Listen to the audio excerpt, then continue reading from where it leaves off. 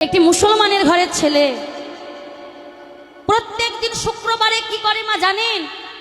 ঘরের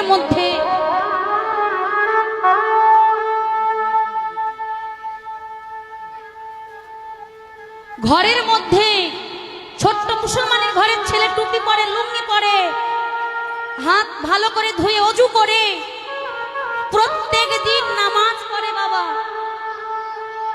মুসলমানের ঘরে প্রত্যেকটা ছেলে প্রত্যেক শুক্রবারে বারে কি করেন না নামাজ পড়েন। কোথায়? না মসজিদে গিয়ে। কিন্তু আমাদের ছেলেকে দেখেছেন? কোন ছেলে ছোট ছেলে দেখেছেন গলায় তুলসী মালা দিয়ে ইস্কনে যায় আমার ভগবানের সঙ্গে ভাগবত শ্রবণ করতে? যাই কোনদিন ইস্কনে গিয়ে ভাগবত আস্বাদন করে? ঘরে কি ভাগবত খুলে পড়াশোনা করে? না। এই আমরা হিন্দুরা আমাদের ধর্মটাকে রসাতলে নিয়ে যাচ্ছি। বাবা, আমাদের ধর্মটাকে আমরাই রসাতলে নিয়ে যাচ্ছি। দেখবেন এই আমরা কি করি? ভগবানের নাম দিয়ে জুতোর দোকান খুলি,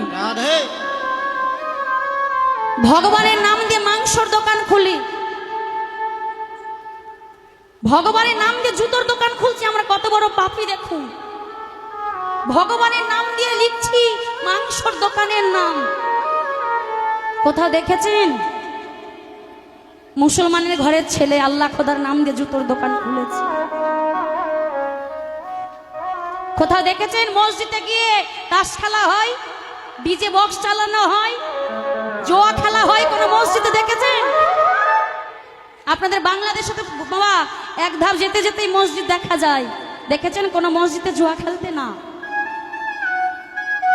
মুসলমানেরা সেই মসজিদে কেন যায়? শুধু নামাজ পড়তে, আল্লাহ খোদাকে ডাকতে।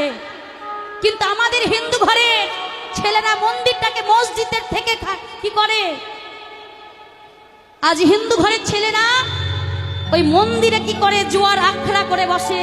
বকাটে পাড়ার কয়েকটা ছেলে মিলে ওই মন্দিরে বসে জুয়া খেলে, তাস খেলে। যেখানে মায়ের আমার শুদ্ধ বসন পরিধান করে